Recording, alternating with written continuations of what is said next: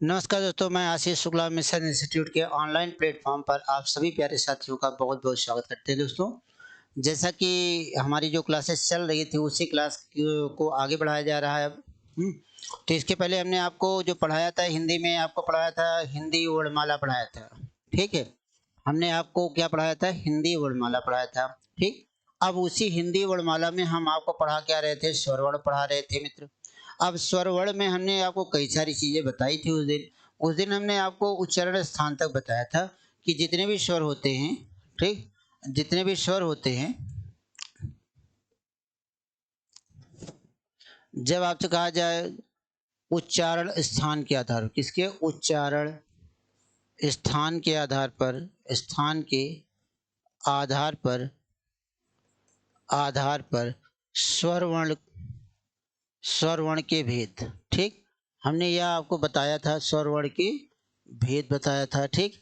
उच्चारण स्थान के आधार पे क्या बताया गया था मित्र? स्वरवर्ण के भेद बताए गए थे। और उच्चारण स्थान के आधार पे स्वरवर्ण के कितने भेद होते हैं? 6 भेद होते हैं। कितने भेद होते हैं? 6 भेद होते हैं। हमने आपको यह भी बताया था जितने भी वर्ण होते हैं उन सारे वर्णों को आप क्या करेंगे? एक क्रम से बांट लेंगे, ठीक? जितने भी वर्ण होते हैं उन सारे वर्णों को क्या करेंगे? आप एक क्रम से बांट लेंगे। अब जब बांटेंगे तो कितना क्या हो जाएगा? सबका जोड़े जोड़े में कर लीजिएगा तो अपने आप पता चल जाता है कि कितने होते हैं। उसके बाद सारे वर्णों का एक उच्चारण स्थान होता है, उसको आप देख लीजिएगा, उससे आपको पता चल जाएगा कौन कहाँ से उच्चारित होता है, ठीक?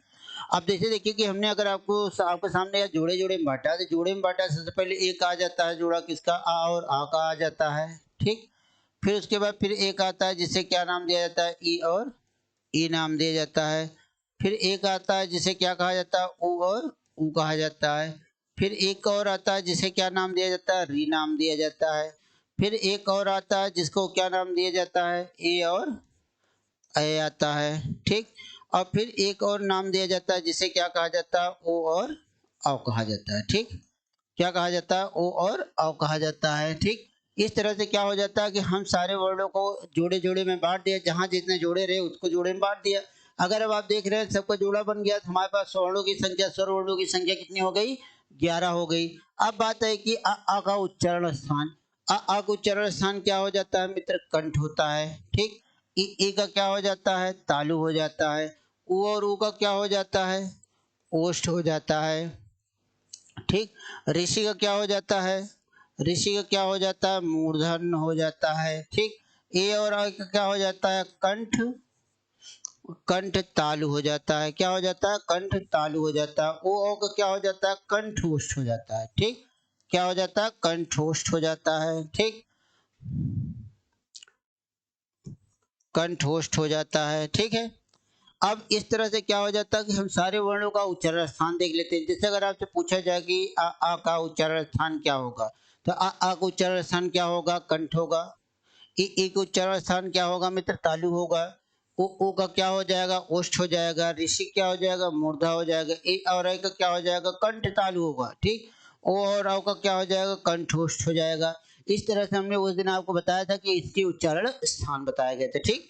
अब इस उच्चारण स्थान से जब हम आगे बढ़ते हैं तो हमारे पास एक वर्ण आता है जिसको क्या नाम दिया जाता है? जिसको हम और आधार पर बांटते हैं, ठीक? किसे कितने आधार पर बांटे या देखिएगा। जैसे कहा जाता है जीव की क्रियाशीलता के आधार पर, जीव की क्रियाशीलता के आधार पर, क्रियाशीलता के आधार पर, के आधार पर स्वर वर्ण का क्रम, स्वर वर्ण, स्वर के भेद देखे जाते हैं, ठीक? अब देखिए मित्र यहाँ पे क्या लिखा गया कि क्या लिखा गया है? जीव की जो जीवा है उसकी क्रियाशीलता के आधार पर स्वर वर्ण के क्रम देखे जाएंगे, ठीक है? जीव की क्रियाशीलता के आधार पर जब देखते हैं कि हमारे पास स्वर वर्ण के कितने क्रम होते हैं तो यह देखा जाए तो जीव की क्रियाशीलता के आधार पर स्वर वर्ण के कितने भेद होते हैं? 3 भेद होते हैं। कितने भेद होते हैं? 3 भेद होते हैं, ठीक? क्लियर है? कितने भेद होते हैं? 3 भेद होते हैं। और 3 भेद मतलब क्या हो जाता है? इसमें एक आ जाता है जिसका नाम क्या हो जाता है? एक का नाम क्या हो जाता है? अग्रस्वर, ठीक? क्या नाम हो जाता है? अग्रस्वर। दूसरे का नाम क्या हो जाता है? मध्य स्वर, ठीक?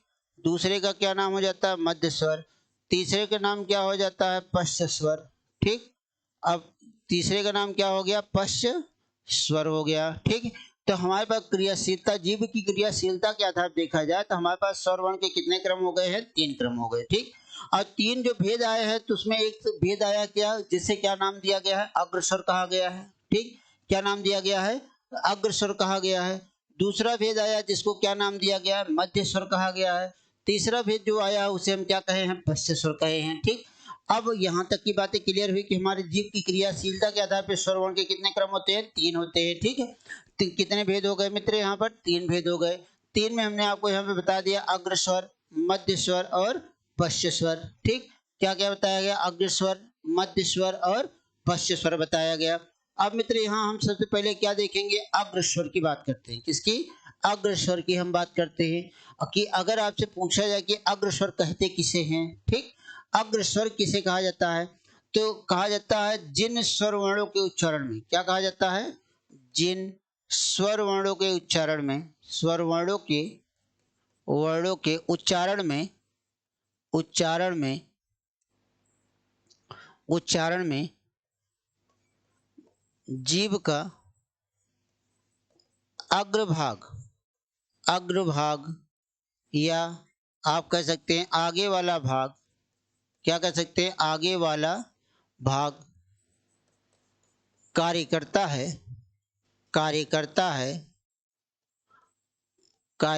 है, तो उसे हम क्या कहते हैं, तो उसे क्या नाम दिया जाता है, अग्रस्वर नाम दिया जाता है। तो उसे हम क्या कहते हैं, अग्रस्वर कहते हैं। ठीक, तो चलिए दोस्तों, अब आप खुद से स्वतः से उच्चारित करिएगा कि ऐसा कौन सा वर्ण है जिनके उच्चारण में जीभ का आगे वाला भाग कार्य करता है। अब आप कहेंगे आ कहते समय तो काम नहीं किया, क्योंकि कंठी ध्वनि कहाँ से आ रही, कंठ से आ रही।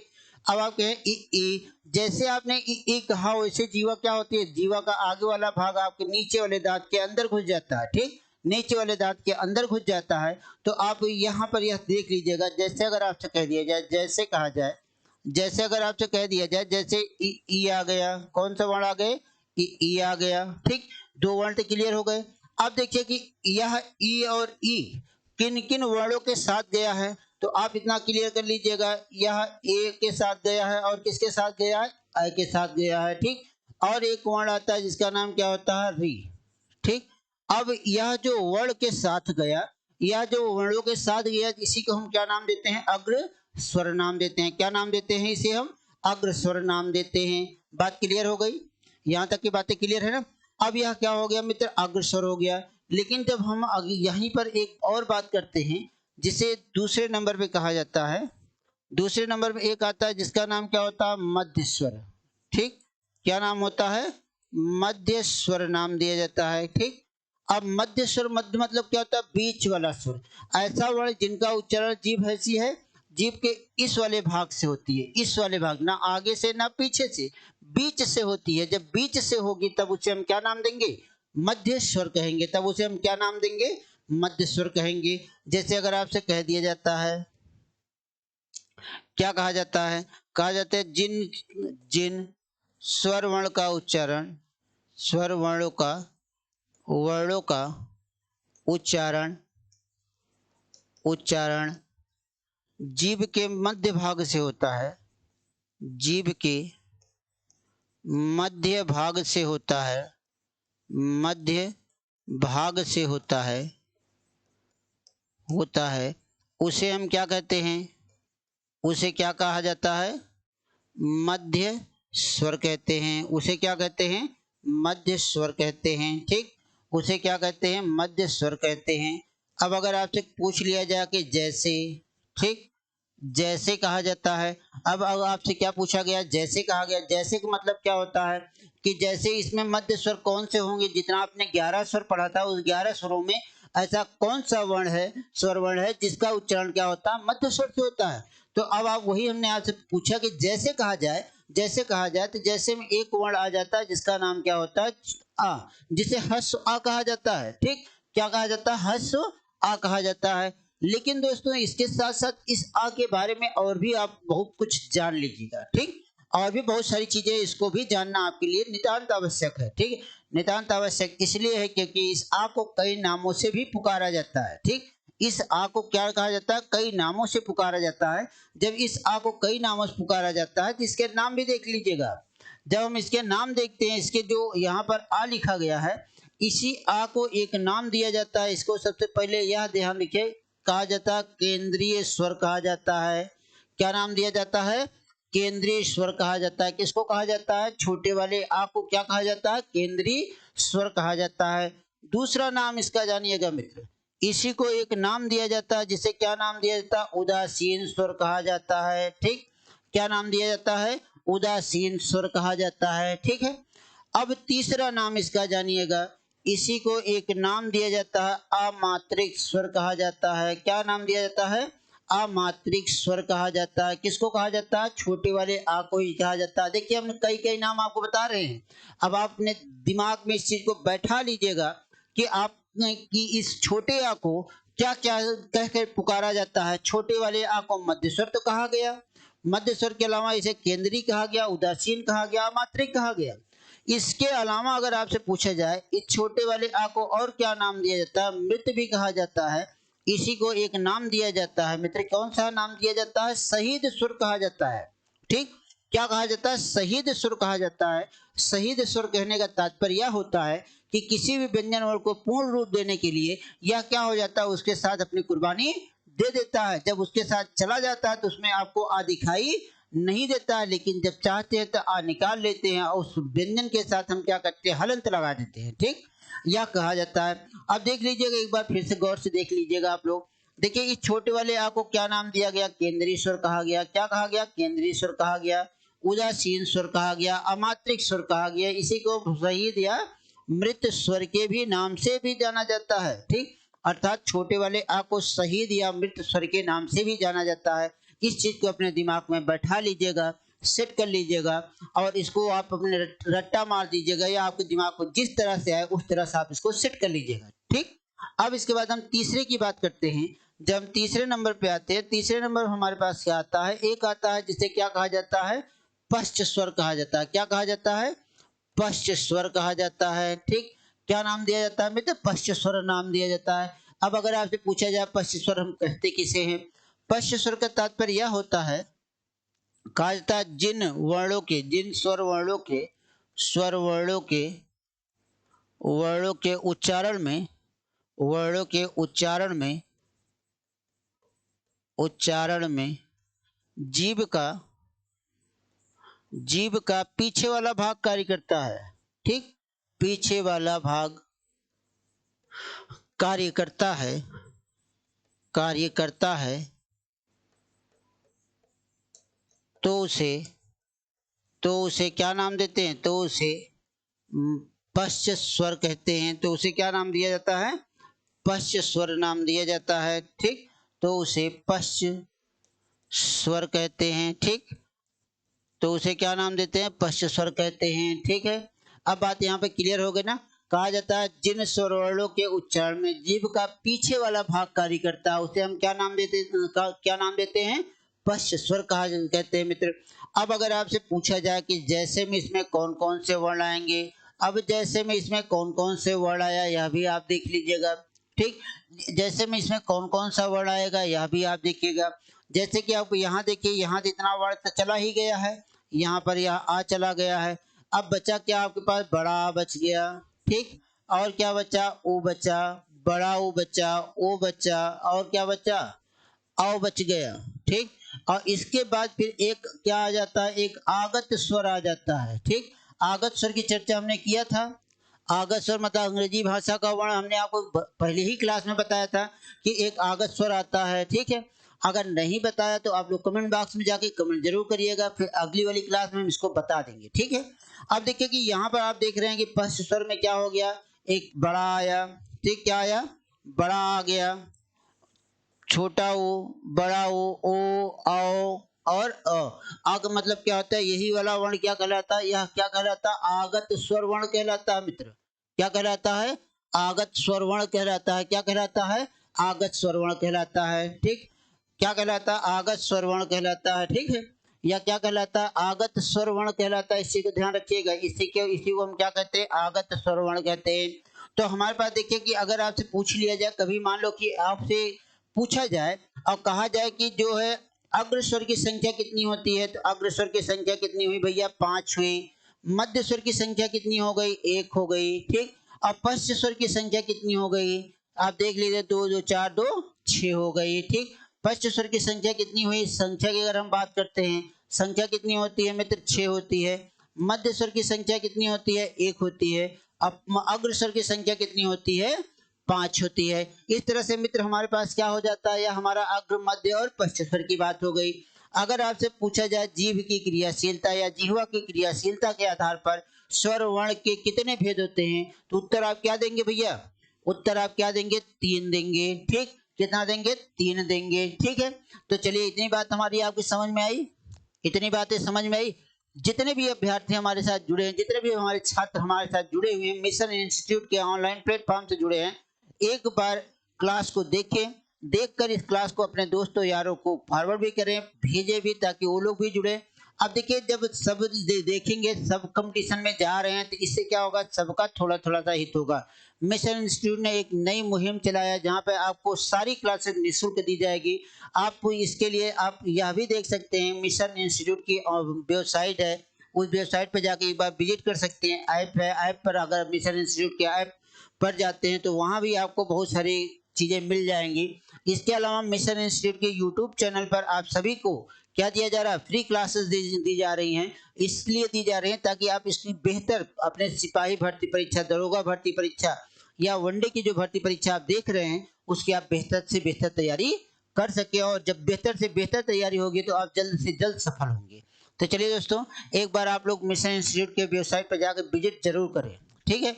अब चलते हैं दोस्तों। अब देखिए, यहाँ पर क्लियर हो गई बात, यहाँ पर क्लियर हो गई। अब सारी बातें क्लियर है। जितने भी लोग हमारे मित्र छात्र हमारे देख रहे हैं, सब लोग एक बार इसका स्क्रीनशॉट ले लेंगे, ताकि उनके पास यह बना रहे। तो चलिए, स्क्रीनशॉट ले लीजिए आप लोग। हो गया सबका। अब चलते हैं दोस्त, आगे चलते हैं। अब हम आगे चलते हैं, तो हमारे पास इसके बाद आता है, अभी हमने एक चर्चा किया था कि आगत स्वर। एक बार फिर से हम आपको उसका व्यू दे देते हैं कि आगत स्वर हम कहते किसे हैं, ठीक है।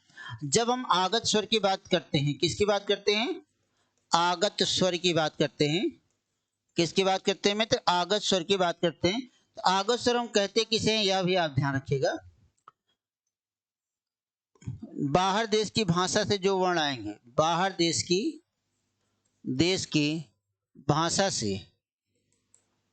से जो वर्ण आते हैं, जो वर्ण आते हैं उसे हम क्या कहते हैं, उसे क्या नाम दिया जाता है, आगत स्वर नाम दिया जाता है। क्या नाम दिया जाता है, आगत स्वर नाम दिया जाता है, ठीक। उसे क्या नाम देते हैं, आगत स्वर नाम देते हैं, ठीक। अब जो बाहर देश से आया होगा, या तो जो स्वर के साथ आया उसे आगत स्वर कहेंगे, जो व्यंजन के साथ आया होगा उसे हम आगत व्यंजन कहेंगे, जो आगत मतलब शब्दों में आया होगा उसे आगत शब्द कहेंगे। अर्थात जहाँ जो बाहर देश से आकर हिंदी भाषा में प्रयोग किया जाता होगा, उसके लिए हम क्या करेंगे, एक शब्द नाम देंगे, आगत नाम देंगे, ठीक है। अगर आगत न दिखाई दे, तो इसी में आपसे यह पूछा जा सकता है, मेहमान वर्ण, ठीक। मेहमान वर्ण की बात करते हैं, तो मेहमान वर्ण के में यह भी लगा सकता है कि मेहमान स्वर वर्ण कौन सा होता है। तो मेहमान स्वर वर्ण कौन सा होता है मित्र, यह आ होता है, यह रूप बना होता है, ठीक। और इस आ का हिंदी में बहुतायत प्रयोग किया जाता है। क्या किया जाता है, हिंदी में बहुतायत प्रयोग किया जाता है। और जब हिंदी में बहुतायत प्रयोग किया जाता है, तो हिंदी वाले पूछे कि किस भाषा का वर्ण है, ठीक है। तो जब इसको पूछे किस भाषा का वर्ण है, तो आप उनको डायरेक्ट उत्तर दीजिएगा, किस भाषा का वर्ण है, या अंग्रेजी भाषा का वर्ण है। किस भाषा का वर्ण है, अंग्रेजी भाषा का वर्ण है, ठीक।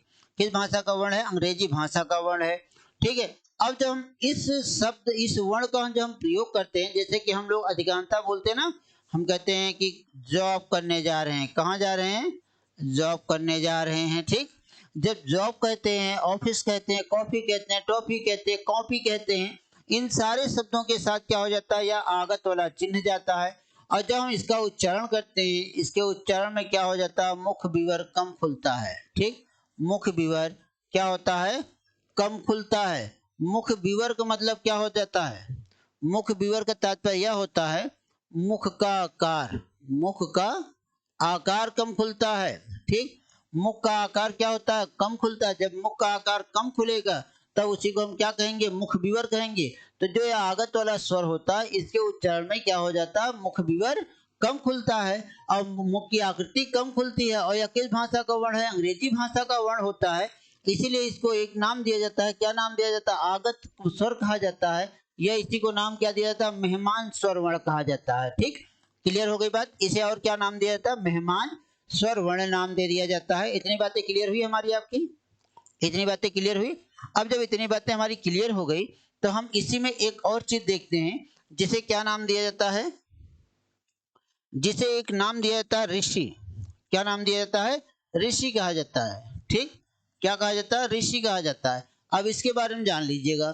यह जो ऋषि, हिंदी में एक ही ऋषि आती है, बड़े ऋषि का कोई प्रयोग नहीं किया जाता है। ठीक, हिंदी में केवल और केवल एक ऋषि आती है, इसका हिंदी में सॉरी, और इसमें बड़ी ऋषि का, हिंदी में बड़ी ऋषि का कोई प्रयोग नहीं किया जाता है।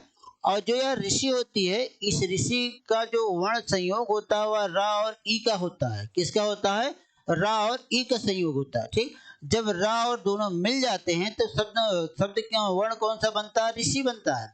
और जब हिंदी में इसका मात्रा लगाते हैं, हिंदी में जब इसकी मात्रा का प्रयोग करते हैं तो वह ऊपर की तरफ लगाते हैं। कहाँ लगाते हैं, ऊपर की तरफ लगाते हैं। जैसे कि अगर आपको सामने उदाहरण रख दिया जाए, जैसे कह दिया जाए कर्म, कर्म के ऊपर यह जो है यह किसकी मात्रा है भैया, ऋषि की मात्रा होती है। किसकी मात्रा होती है, ऋषि की मात्रा होती है।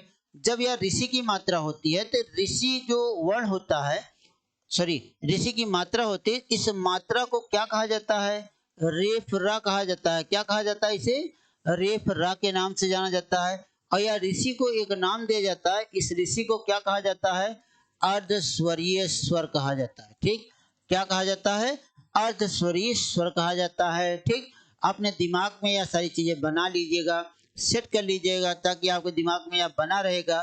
तो उससे क्या होगा कि मान लो कि यहाँ से प्रश्न पूछा जाए, प्रश्न पूछने की कोई सीमा तो है नहीं निश्चित कि हम यहीं यहीं से प्रश्न पूछा जाएगा, इसके आगे नहीं पूछा जाएगा। तो दोस्त यह ध्यान रखिएगा, प्रश्न कहीं से भी पूछा जा सकता है। ठीक है, तो उसके लिए हमें क्या करना है, समग्र तैयार करके जाना है।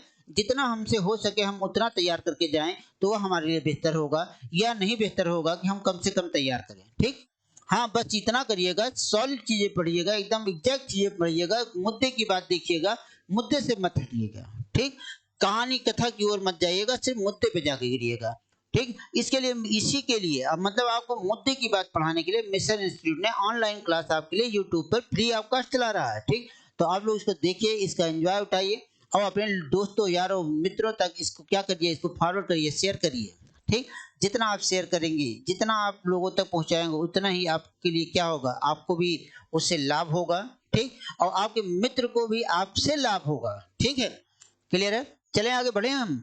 अब चलते हैं मित्र, आगे चलते हैं। अब देखिए कि एक और बात आती है जिसे आप क्या नाम देते हैं, वर्तुल नाम देते हैं। ठीक, क्या नाम देते हैं, वर्तुल नाम देते हैं। या इसी को वृत्त नाम दिया जाता है, या इसी को क्या कहा जाता है, गोलाई कहा जाता है। ठीक, क्लियर है। वर्तुल, वृत्त या गोलाई के आधार पर, गोलाई के आधार पर स्वर वर्ण का क्रम। ठीक, क्या देखा जाएगा, स्वर वर्ण का क्रम देखा जाए, या स्वर वर्ण के भेद देखे जाएंगे। ठीक, स्वर वर्ण के भेद कितने होते हैं मित्र, दो भेद होते हैं। कितने होते हैं, दो भेद होते हैं, केवल और केवल दो भेद होते हैं। कौन कौन से होते हैं यह भी आपको हम बता देते हैं। ठीक, वृत्त का अर्थ मित्र यह होता है गोला होता है, वर्तुल का अर्थ भी क्या होता है, गोला, तो इसलिए हमने यहाँ पे क्या लिख दिया, गोलाई। ठीक, या गोलाकार भी कहा जाता है।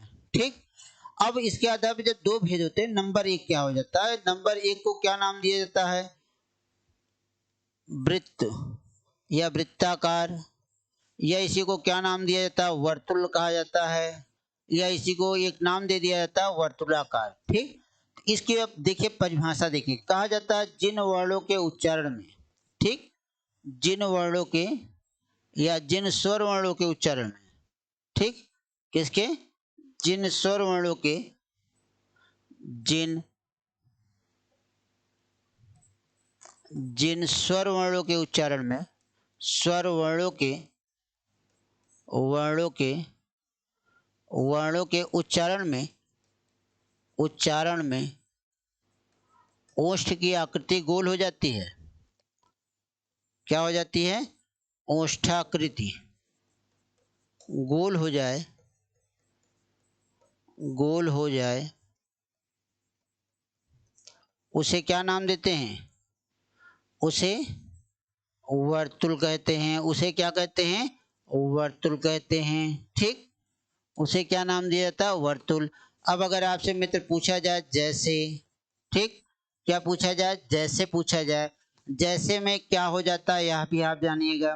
ठीक, जैसे में क्या क्या आ जाता है यह आपको जानना है कि जैसे क्या क्या होते हैं। ठीक है, अब जैसे क्या क्या होते हैं तो वह आपसे बताया जाए। जैसे अगर आपसे कह दिया जाए, अब देखिए कि हम क्या बताएं, आप खुद ही सोच के बताइए ऐसे कौन कौन से वर्ण हैं जिनके उच्चारण में ओष्ठ की आकृति गोल हो जाती है। ठीक, क्या हो जाती है? ओष्ठ की आकृति गोल हो जाती है। तो आप खुद ही देखिए कि जब आप कहते हैं जैसे में कहा जाता है ओ और ओ। ठीक, आप बोलिएगा ये उ उ उ उ जैसे कहे तो ऊँट क्या हो गया? गोला हो गया, ऐसे हो गया। जब ऊँट ऐसे हो गया तो क्या हो गया? वह क्या कहलाएगा?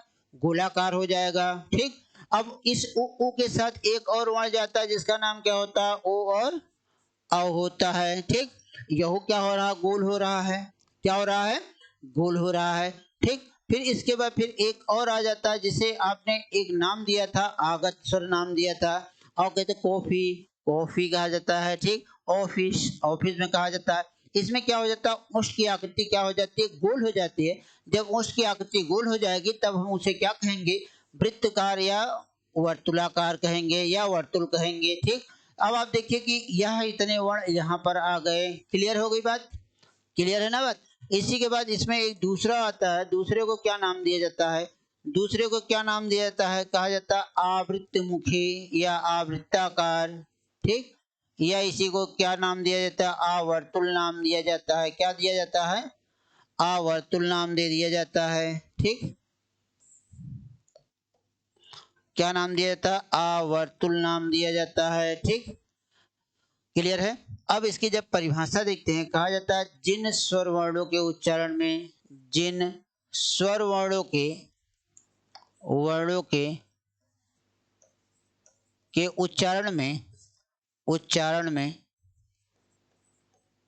उच्चारण में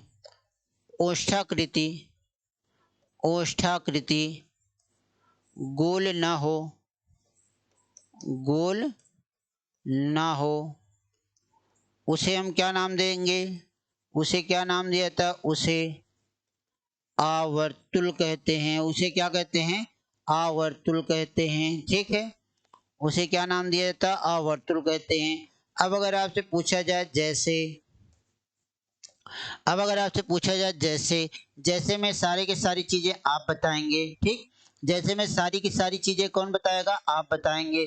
अब अगर आपसे हमने पूछ लिया कि जैसे अर्थात जिसमें ओठ की आकृति गोल ना हो, जिसमें ओठ की आकृति क्या नहीं होगी मित्र? गोल नहीं होगी। जब गोल नहीं होगी तो उसे हम क्या कहेंगे? आवर्तुल कहेंगे या वृत्ताकार कहेंगे। ठीक है, उसे हम क्या कहेंगे? आवर्तुल कहेंगे या आवृत्ताकार कहेंगे। ठीक है, अब चलते हैं। जैसे अगर आपसे कह दिया जाए, जैसे अगर आपसे कहा जाता है तो जैसे में कौन कौन जितना वर्ण यहाँ पे गया इनको छोड़कर जितने भी वर्ण होते हैं, आ बड़ा आ कर लीजिएगा, ई बड़ी ई कर लेना, ए और आय कर लेना। ठीक, या जितने भी वर्ण होते हैं या सारे वर्ण कहाँ चले जाते हैं? आवृत्ताकार में चले जाते हैं। ठीक, कहाँ चले जाते हैं? आवृत्ताकार में चले जाते हैं। ठीक है, अब इतनी बातें क्लियर है? इतनी बातें क्लियर है ना?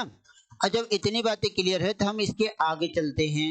ठीक है, हम कहाँ चलते हैं? इसके आगे चलते हैं। इसके आगे जब हम चलेंगे तो देखिए हमको इसके आगे क्या मिलता है। इतनी बातें हमारी आपके बीच में क्लियर हुई, कंफर्म हुई, कोई दिक्कत तो नहीं है? नहीं है। तो अब चलिए पहले आप इसका एक स्क्रीनशॉट ले लीजिएगा। ठीक, ले लिए? स्क्रीनशॉट ले लिया आप लोगों ने। अब इसके बाद फिर हम लोग आगे बढ़ते हैं मित्र। जब हम आगे बढ़ते हैं तो हमें आगे क्या मिलता है? इसके आगे देखा जाए। ठीक है, इसके आगे हम चलते हैं। इसके जब हम आगे चलते हैं तो कहा जाता है, क्या कहा जाता है? हिंदी शब्दकोश के अनुसार, किसके अनुसार? हिंदी शब्दकोश के अनुसार, कोश के अनुसार स्वर वर्ण का क्रम, स्वर वर्ण का क्रम। ठीक, अब यह बात आपके दिमाग में तो गई नहीं होगी कि हिंदी शब्दकोश के अनुसार स्वर वर्ण का कौन सा क्रम हो जाएगा। ठीक, अब इसके लिए आप जान लीजिएगा, हिंदी शब्दकोश के अनुसार स्वर वर्ण का कौन कौन सा क्रम होगा यह आपको हम बता देते हैं। जैसे जो हिंदी में हम स्वर वर्ण लिखते हैं, तो हिंदी में स्वर वर्ण लिखना शुरू कहाँ से करते हैं? आ से लिखना शुरू कर देते हैं। क्या यह आपका सही क्रम है? शब्दकोश में क्या छोटे वाले आ से देखा जाता है शब्दकोश? नहीं मित्र, यह देखा कहाँ जाता है यह भी आप ध्यान रखिएगा। क्रम की अगर हम बात करते हैं तो क्रम में कौन कौन से हो जाता है? सबसे पहले क्या हो जाता है? अंग, ठीक। फिर क्या हो जाता है? आहा, ठीक है। फिर एक आगत वाला आ चला आता है जिसकी गणना हम स्वर में नहीं करते हैं, ठीक है। उसके बाद आ होता है, फिर एक आगत आ बड़ा जो भी हमने आपको बताया, फिर यह क्या हो जाता है? यह आ हो जाता है, ठीक। तो इस तरह से क्या हो जाता है, हिंदी का शब्दकोश में सबसे छोटा वर्ण किसको माना जाता है? इस अंग को माना जाता है, ठीक। अब देखिए, अंग से बड़ा क्या होगा? आहा होगा, ठीक। आ से बड़ा क्या होगा? अ होगा। आ से बड़ा क्या होगा? आ होगा। फिर यह ओ होगा, फिर क्या हो जाएगा? आ हो जाएगा, ठीक। अगर आपसे पूछ लिया जाए कभी कि हिंदी वर्णमाला में, अगर आपसे यह पूछा जाए कि हिंदी वर्णमाला में सबसे छोटा वर्ण कौन सा है? सबसे छोटा वर्ण, ठीक है। छोटा वर्ण कौन सा है? ठीक, छोटा वर्ण कौन सा है? ठीक है, सबसे छोटा वर्ण कौन सा है? तो यह आप क्या बताएंगे? सबसे छोटा वर्ण कौन सा होता है यह आप हम बताएंगे। हिंदी वर्णमाला में सबसे छोटा वर्ण किसे कहा जाएगा? तो सबसे छोटा वर्ण कौन सा होगा मित्र? यह अंग होगा, ठीक। अब इससे छोटा कोई नहीं होगा। ऐसा हमने क्यों कहा यह भी आप ध्यान रखिएगा। इसके लिए क्या होता है? एक शिरोरेखा बनाई जाती है, इस शिरोरेखा के ऊपर बिंदी रख दी जाती है। उसके बाद बिना शिरोरेखा के यहाँ पे क्या हो जाता है? बगल में चला आता है आहार। फिर उसके बाद फिर क्या आ जाता है? तब हम जाके क्या लिखते हैं? आ लिखते हैं। तो आ में देखिए कि शिरोरेखा भी है, खड़ीपाई भी है, सबका प्रयोग किया गया है। इसलिए इस आ से छोटा वर्ण क्या माना जाता है? अंग माना जाता है, ठीक। इस आ से छोटा वर्ण क्या माना जाता है? अंग माना जाता है। अब इतनी बातें हमारी आपके मध्य हमारे ख्याल से तो क्लियर हो गई होगी, स्पष्ट हो गई होंगी। अब हम इसके थोड़ी सी आगे चलते हैं। जब हम इतनी बातों को क्लियर कर लेते हैं तो हम इसके आगे चलते हैं। इसके जब हम आगे चलते हैं तो हमें मिलता क्या है, ठीक है। इसके आगे चलते हैं, हमें क्या मिलता है यह देखा जाए। अब यहाँ पर हम एक चीज और देखेंगे। एक चीज क्या देखेंगे? हिंदी स्वर वर्ण के महत्वपूर्ण तथ्य, ठीक। कहा जाता है स्वर वर्ण के महत्वपूर्ण तथ्य, ठीक। महत्वपूर्ण तथ्य, ठीक। अब यहाँ पर एक चीज यह देखा जाएगा, जैसे कि हमने स्वर आपको पूरा पढ़ा दिया। अब उस स्वर को जब हमने पूरा पढ़ा दिया है तो इसके कुछ छोटे छोटे से प्रश्नों की बात कर लेते हैं, ठीक है। किसकी बात कर लेते हैं? छोटे छोटे से प्रश्नों की बात कर लेते हैं। जब छोटे छोटे प्रश्नों की बात कर लेते हैं तो वहां पे हमारा क्या हो जाएगा? कुछ मुद्दे की बात हो जाती है, ठीक। अब पहली बात ध्यान रखिएगा, अभी हमने आपको पढ़ाया नहीं है, कुछ चीजें पढ़ाई है, कुछ चीजें नहीं पढ़ाई है, अगले क्लास में आपको मिलेगा। सबसे पहले आप यहाँ पे यह देखिएगा, सभी स्वर, जितने स्वर होते हैं, सभी स्वर का मतलब क्या होता है? 11 जो स्वर होते हैं, ठीक। सभी स्वर क्या कहलाते हैं? अल्प प्राण। और क्या कहलाते हैं? सघोष कहलाते हैं, ठीक। अल्प प्राण सघोष कहलाते हैं, ठीक है। सभी स्वर वर्ण क्या कहलाते हैं? अल्प प्राण सघोष कहलाते हैं, ठीक। पहली बात यह एकदम एग्जैक्टली ध्यान रखिएगा, जितने भी स्वर होते हैं वह क्या कहलाते हैं? अल्प प्राण कहलाते हैं। और क्या कहलाते हैं? सघोष कहलाते हैं। जितने 11 स्वर होते हैं उन 11 स्वरों को क्या कहा जाता है? अल्प प्राण कहा जाता है और सघोष कहा जाता है। एक लाइन का उत्तर, ठीक। दूसरी लाइन में यह ध्यान रखिएगा, सभी स्वर अक्षरिक कहलाते हैं। क्या कहलाते हैं? अक्षरिक कहलाते हैं, ठीक। अक्षरिक कहलाते हैं। दूसरी लाइन का तथ्य आप याद रखिएगा, सभी स्वर क्या कहलाते हैं मित्र? अक्षरिक कहलाते हैं। अक्षरिक मतलब क्या होते हैं? स्वर वर्ण या व्यंजन वर्ण जो भी लिखा जाता है वर्ण, ठीक।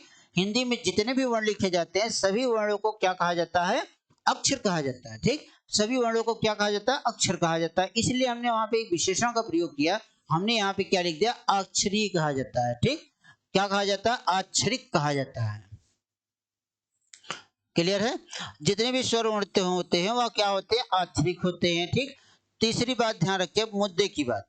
अगर आपसे कहीं पूछा जाए कि मूल स्वर की संख्या कितनी होती है, मूल स्वर की संख्या, तो जब मूल स्वर की संख्या पूछी जाए आपसे तो मूल स्वर की संख्या सीधे आप क्या बताएंगे, 4 बताएंगे। मूल स्वर की संख्या कितनी बताएंगे, 4 बताएंगे। जो 4 बताएंगे उसमें क्या हो जाएगा, छोटा होगा, छोटी होगा, छोटा होगा और क्या हो जाएगा, री हो जाएगा मित्र। ठीक, क्या होगा, छोटा, छोटी, छोटा और री हो जाएगा।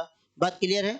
अब लेकिन अगर आपसे यहाँ पर अगला पॉइंट की बात कहा जाए, अगर हम आपके सामने एक शब्द यह लिख देते हैं, मूल दीर्घ स्वर की संख्या कितनी होती है, मूल दीर्घ स्वर की संख्या, दीर्घ स्वर की संख्या कितनी होती है, तो मूल दीर्घ स्वर की संख्या कितनी होती है, तो मूल दीर्घ स्वर की संख्या कितनी होती है मित्र, 3 होती है। अब इसमें कौन कौन से जाएगा, बड़ा आ, बड़ी ई और बड़ा ऊ जाएगा। ठीक, मूल दीर्घ स्वर की संख्या क्या हो जाएगी, यह कहलाएगी, बड़ा बड़ी बड़ा ऊ कहलाएगी। ठीक है, क्लियर है।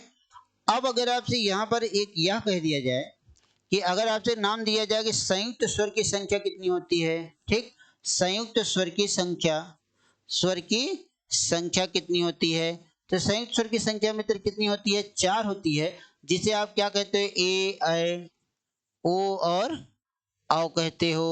ठीक, क्या क्या कहते हो, ए ऐ ओ और औ कहा जाता है। ठीक है, तो कितनी संख्या हो जाती है, 4 हो जाती है। लेकिन अगर आपसे यहीं पर एक प्रश्न और कह दिया जाए कि संधि स्वर की संख्या कितनी होती है, कितने, संधि स्वर की संख्या कितनी होती है, स्वर की संख्या कितनी होती है, संधि स्वर की संख्या कितनी होती है भैया, 7 होती है। कितनी होती है, 7 होती है। होती कौन कौन सी है यह आप देख लीजिएगा, आ लिखा जाता है, ई लिखा जाता है, उ लिखा जाता है, ए ऐ ओ और क्या लिखा जाता है, और लिखा जाता है। ठीक, अब यहाँ पे कितनी हो गई संख्या, गिन लीजिएगा, इसकी गणना करिएगा, गणना करने पे आपको 7 मिलेगी। तो जब 7 मिलेगा तो अगर आपसे पूछा जाए कि संधि स्वर की संख्या कितनी होती है, संधि स्वर की संख्या कितनी होती है, 7 होती है। ठीक, तो दोस्तों इस तरह से क्या हो गया कि हमने यहाँ तक आपको जितना व्याख्यान दिया, इस व्याख्यान को आप एकदम कंठस्थ कर लीजिएगा।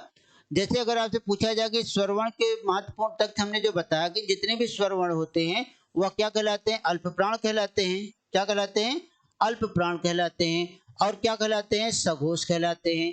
जितने भी स्वर होते हैं वह क्या होते हैं, आच्छ्रिक कहलाते हैं।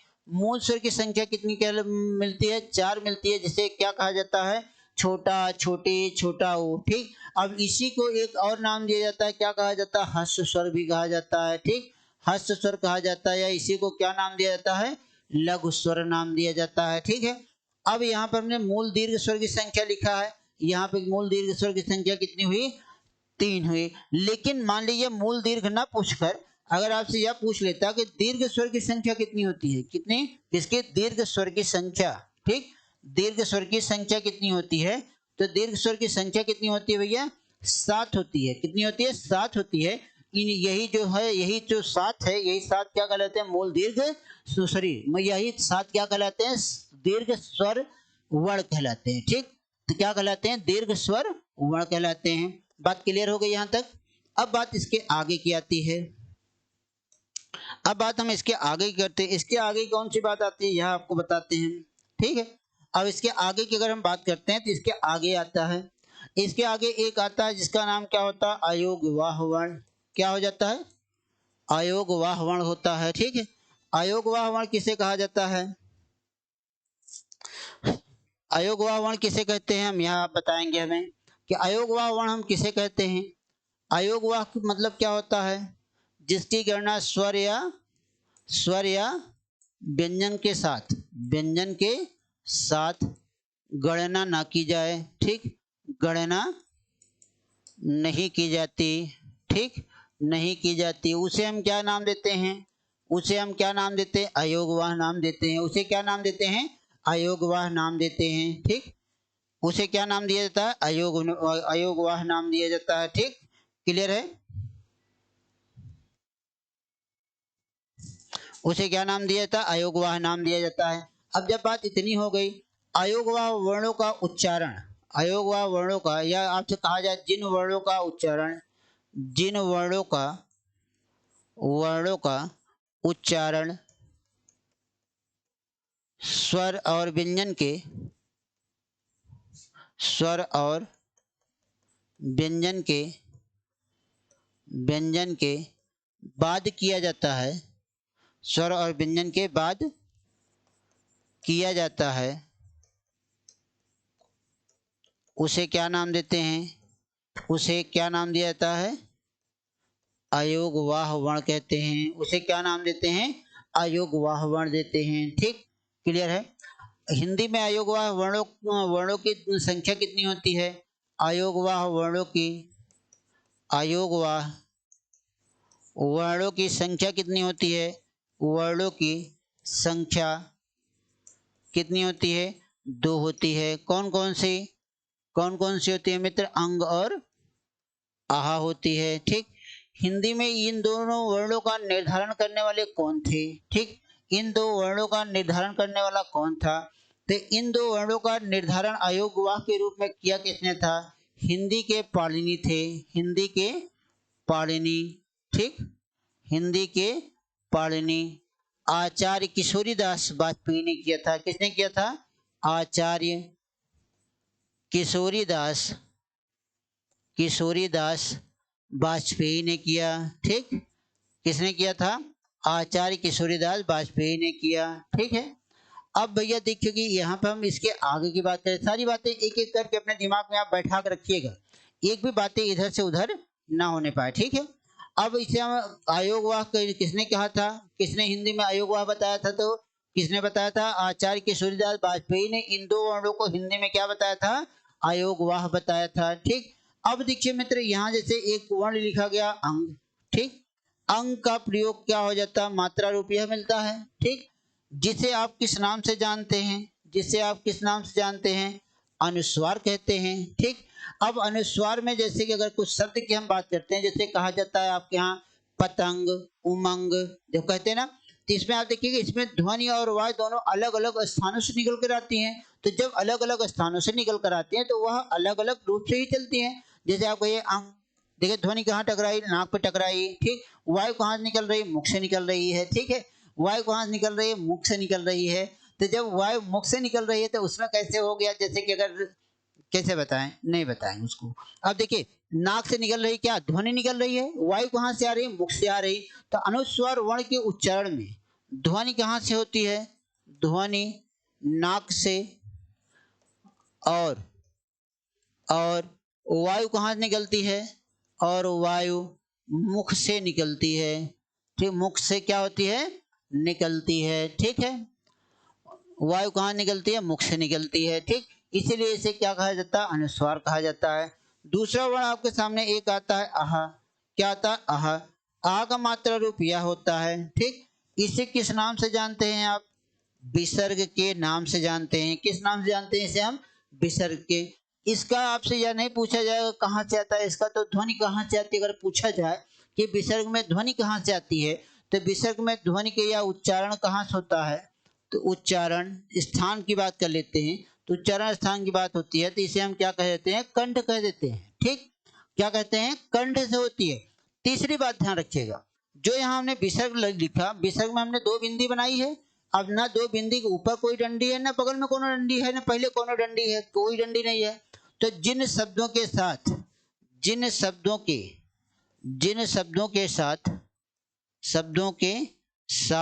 क्या होता है भैया? विसर्ग लगा होता है। क्या लगा होता है? विसर्ग लगा होता है। ठीक, लगा होता है। उसके ऊपर शिरोरेखा का प्रयोग नहीं किया जाता। रेखा का प्रयोग नहीं किया जाता। ठीक, किसका प्रयोग नहीं किया जाता? शिरोरेखा का प्रयोग नहीं किया जाता। ठीक है, जिन शब्दों के साथ विसर्ग लगा रहता है उसके उस शब्द के ऊपर शिरोरेखा का कोई प्रयोग नहीं किया जाएगा। अब हम जैसे अगर आपको हम बता देते हैं कि जैसे अगर आपसे कह दिया जाए, जैसे अगर हम आपके सामने एक शब्द लिखते हैं, जैसे शब्द लिखा जाए निःशुल्क लिख दिया जाए। क्या लिखा जाए? निःशुल्क लिख दिया जाए। ठीक, क्या लिखा जाए? निःशुल्क लिखा जाए। ठीक है, यहाँ लिखते जैसे यह निःशुल्क लिखा जाता है। ठीक, अब निःशुल्क हमने यह लिखा और निःशुल्क हमने यह भी लिख दिया। ठीक, यह दोनों हमने लिख दिया। ठीक है।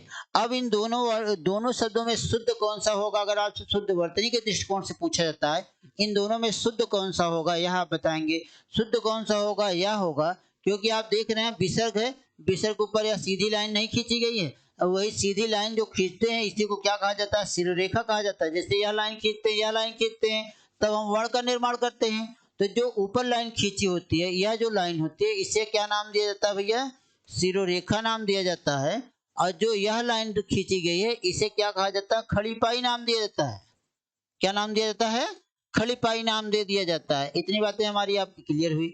अब यही हमने आपको यहाँ पे बताया कि जिन शब्दों के साथ विसर्ग लगा होता है उसके ऊपर शिरोरेखा का प्रयोग नहीं किया जाता। देखिए यहाँ पे विसर्ग लगा है, जैसे अगर आप लिखते हो प्रातः काल, क्या लिख देते हैं, प्रातः काल लिखते हैं। ठीक, क्या लिखते हैं, प्रातः काल लिखते हैं। अब प्रातः काल में यहाँ देखिए विसर्ग लगा है, या विसर्ग लगा, इसके ऊपर कोई शिरोरेखा का प्रयोग नहीं हो रहा है। ठीक, इसके ऊपर किसी भी शिरोरेखा का कोई प्रयोग नहीं हो रहा है। अब शिरोरेखा का नहीं प्रयोग हो रहा तो यह शुद्ध वर्तनी है। अगर हम इसके ऊपर शिरोरेखा का प्रयोग कर देते हैं तो यह क्या हो जाता है, अशुद्ध हो जाता है। यह क्या हो जाता है, अशुद्ध वर्तनी के रूप में चला जाता है। ठीक, तो चलिए, तो यह बातें हमारी आपकी क्लियर हुई। यह बातें जब हमारी आपकी क्लियर हो जाती हैं तो इसी के साथ साथ क्या हो जाता है, आज आपका स्वरवर्ण खत्म हो जाता है। ठीक, इसी के साथ साथ क्या हो जाता है, आपका स्वरवर्ण खत्म हो जाता है। इसके बाद फिर हम अगले से, जब हमारी क्लास कल होगी जब, तो कल से हम लोग क्या पढ़ेंगे, व्यंजन वर्ण पढ़ेंगे। क्या पढ़ेंगे मित्र, व्यंजन वर्ण पढ़ेंगे। कल से हम लोग क्या पढ़ेंगे, व्यंजन वर्ण पढ़ेंगे। ठीक, क्या पढ़ा जाएगा, व्यंजन वर्ण पढ़ा जाएगा। तो चलिए दोस्तों, आज की क्लास यहीं पर समाप्त किया जाता है। जितने भी हमारे प्यारे साथी हैं, हमारे साथ जुड़े हुए हैं, सभी लोग एक बार मिशन इंस्टीट्यूट के ऐप पर जाइएगा या उसकी वेबसाइट पर जाइएगा, एक बार उस पर जाकर विजिट जरूर करिएगा। वहाँ पे बहुत सारी चीज़ें आपको देखने को मिलेगी, अच्छी से अच्छी चीज़ें देखने को मिलेगी। और जो साथीगण आज हमारे साथ नए जुड़े हुए हैं, ठीक, हमारे चैनल पर नए जुड़े हैं, अर्थात मिशन इंस्टीट्यूट के ऑनलाइन प्लेटफॉर्म पर आज पहली बार वो आए हैं, तो वो लोग एक बार अपने इस चैनल को, मिशन इंस्टीट्यूट के ऑनलाइन चैनल को आप एक बार सब्सक्राइब कर लीजिएगा, लाइक करिएगा। जहां पर आपको जिस भी मुद्दे में कोई शंका होगी, कोई चीज़ें ना समझ में आएगी, कमेंट में जाकर आप कमेंट जरूर करिएगा। तो चलिए दोस्तों, इतना आपका यह कार्य आपका है, यहाँ से डिलीवर करना मेरा काम है। आपको अच्छे से अच्छा दिया जाएगा। आपके हित में ही, आपके हित में ही मिशन इंस्टीट्यूट ने अपनी निःशुल्क कार्यशाला का आगाज किया है। ठीक, जहां पर आपको निःशुल्क कार्यशाला के अंतर्गत सभी विषयों की फ्री क्लासेस दी जाएंगी आपको। ठीक है, तो चलिए दोस्तों, आज की क्लास यहीं समाप्त होती है। फिर हम कल आपसे फिर पुनः अपने इसी टाइम पर मिलेंगे। तब तक के लिए आप सभी को नमस्कार, जय हिंद, जय भारत।